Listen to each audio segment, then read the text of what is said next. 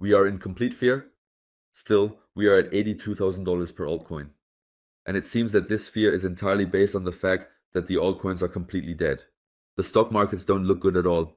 The cryptos on the monthly view don't look good at all. A 30, 40, 50% drop has become pretty normal by now.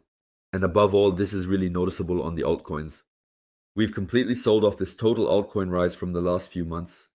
In some cases, most altcoins are already significantly lower than they were last year. And that's tough. Ethereum is making one move after another against the altcoins. And you wonder, when will this finally end? Or will this ever stop? Or is this cycle now so far along that the altcoins really just aren't performing anymore? Before we dive into that, I'd like you to give me something back in the form of a like and a comment, because of course, this video took a lot of work. Thank you for that. You have to imagine, by now, the situation in the crypto market is that we have over 12 million cryptocurrencies. We've had months here where the three of us made 4,000. We've been getting new cryptocurrencies per month. That's crazy. And because of that, there's a bit of fear nowadays that everything is getting more diluted. And that less money is left for the good altcoins. That's something to point out. In 2021, we already got a lot more tokens. And most of the tokens we get nowadays are just some memes or rugs that go straight to zero. That's why it's a bit difficult to compare all of this. Still, this is obviously draining liquidity from the markets, but I'd say we had that in 2021 as well. And we especially had that with these larger layers, when platforms and so on, the VC-backed ones, extracted a huge amount of liquidity for us. That's why it's not really that different from the years before. What was really tough though? Of course, all those meme coins, when the meme coins started, that's when everything really escalated. Here we see that especially with Pump Fun and the Solana meme coins, the volume has dropped significantly. And that's very, very good. It's a really nice sign because, to be honest, all these meme coins and stuff, at some point that just couldn't go on anymore, and it's nice that it's slowly coming to an end. Especially with all this crap like Pump Fun meme coins, what happened there was really crazy. That's why the argument that we have too many meme coins isn't the real reason why we're not rising here. You're always led to believe that, but to be honest, that's not the problem here. Because even in 2021, we saw several thousand new altcoins each month. And still, we were able to see a decent altcoin season there.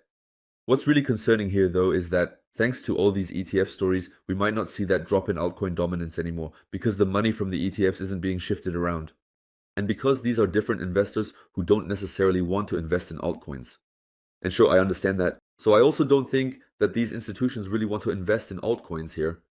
However, you have to say, this argument that money isn't being shifted around anymore just because of the ETFs, investing in altcoins is also nonsense. Because even in 2021, during the bull run, when the bull run was really strong, Tesla started buying altcoins. And you could also buy altcoins for 0.8 with Tesla, and so on. So Tesla really made a huge step here, and that was very, very positive. Still, we saw the shifting of funds. Just like Michael Saylor, he also invested millions in altcoins bit by bit in 2021, and that was only in altcoins. And still, we had a huge altcoin season here, just think about that. That's why we already had these institutions in 2021. And still there was this huge rotation of funds into altcoins. And that's why I would say these ETFs are more of a bonus, but they're not a problem for us here. Because there's another problem here that's much more important for the altcoins, which we haven't addressed yet. And right now, the geopolitical situation in the USA looks very, very extreme. And the thing is, the balance sheet of the USA has been deteriorating in recent years. That means the USA has gradually taken the dollar out of the markets, making the dollar heavier, so there's less and less capital left for risk assets. Take a look at this. I mean, you see it all the time. Bit by bit, money has just been taken out of the markets. And that's a huge problem because especially for the altcoins, we need a loose monetary policy. And we haven't had that yet. But the balance sheet only looks like that because we have such high inflation. That means they wanted to fight inflation by making the dollar heavier, making the dollar more expensive. As a result, we've been gradually tackling inflation bit by bit. Fighting inflation. This is where it gets interesting because at some point there will be a turnaround when we get low enough with inflation, and then we'll see loose monetary policy again and also an expansion of the money supply. And that's exactly what we need for the altcoins. The interesting thing is that the altcoins still performed well. And that's actually, if you think about it that way, extremely positive. That we have performed so well with altcoins despite this tough monetary policy in the USA. That's very, very positive for the altcoins. But as I said, for the altcoins. It just hasn't been enough. We really need it for the altcoins. This relaxed, loose monetary policy is crucial because altcoins are really high-risk assets. And that's where a loose monetary policy is extremely important. What's similar can also be seen with smaller stocks. Because exactly the same thing we see with altcoins, we also see with smaller stocks. For example, we have the Russell Southern 2000 here. This is a stock index that includes over 2,000 low-cap stocks. And take a look at this performance. This here is in the year 2021. These small stocks were doing really well back then, but since then they've just been stagnating. But in the last 4 years, we haven't even been able to break the all-time high from 2021. And if we take a look at this, since 2021, money has been made difficult here. And here you can clearly see this correlation, that these small stocks haven't performed well since then. The smaller an asset is, the more important a loose monetary policy becomes. And this problem hasn't been solved yet. But it looks like we're slowly moving in the right direction. Because now we've seen the inflation numbers in the US, 2.8%. That's not bad at all. We're moving in the right direction. And with that, a foundation has definitely been laid for the next few months. And that's definitely important. And with that, we could slowly start to see, bit by bit, that we are also seeing an expansion of the money supply, and that we are also seeing interest rates being lowered. If that happens, we would slowly have fresh capital for the altcoins. Also, yes, the M2 money supply is slowly rising. So in this regard, are we slowly getting there? Fresh capital. And here you can also clearly see this correlation between the altcoins and the M2 money supply. The M2 money supply always rises first, then the altcoins go up, and then the altcoins. It's really astonishing how similar it is. And those are, as I said, the biggest problems.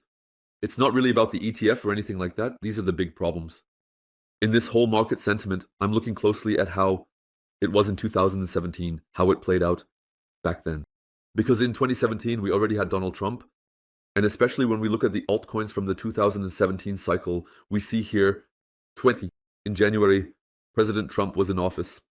We had an upward rise in the altcoins, I would say. After that, we had a significant correction of over 50% across the entire altcoin sector, which is really tough. After that, we had another significant upward trend in the altcoins. Then again, a much larger correction. Just take a look at that. Those are really corrections of 65% in the altcoins. And you can see that too. That was back then the time for the altcoins, around May, June, when Trump was also doing similar things. Like just now, he pressured other states, other countries to get what he wanted. As a result, we also had some short-term pain, short-term down phases. But then there was the huge breakout. At the end of the year, everything escalated here with the altcoins, just like with the altcoins. That's how it was back in 2017. When we had Donald Trump as president before, and I think these are things that can be applied to the current chart, to the current market today, I think it's pretty much the same game. Trump is now president. We had a brief upward trend, and now we are really facing a very, very big correction. We all know that by now. This correction is tough and not fun at all. This is a short-term pain that, in the long run, is what he wants. Trump is the best for the USA. And because of that, the markets will perform very well in the long run. That's how I see the whole thing. And when I look at altcoins these days, I tell you, I pay very close attention. For example, on this data here, these are the altcoins that have really come to the forefront. For example, because they are based in the US or because they might be bought by Trump's own company. I think these are things you could pay attention to these days. These are probably the safer altcoins, or at least the altcoins that one could say are safer. Okay, here an ETF could come, here the regulation could become clear. Or, for example, with US cryptos, one could say that US citizens might not have to pay taxes there in the future, and those are just extremely bullish things. Those are the ones to watch out for with new, fresh altcoins.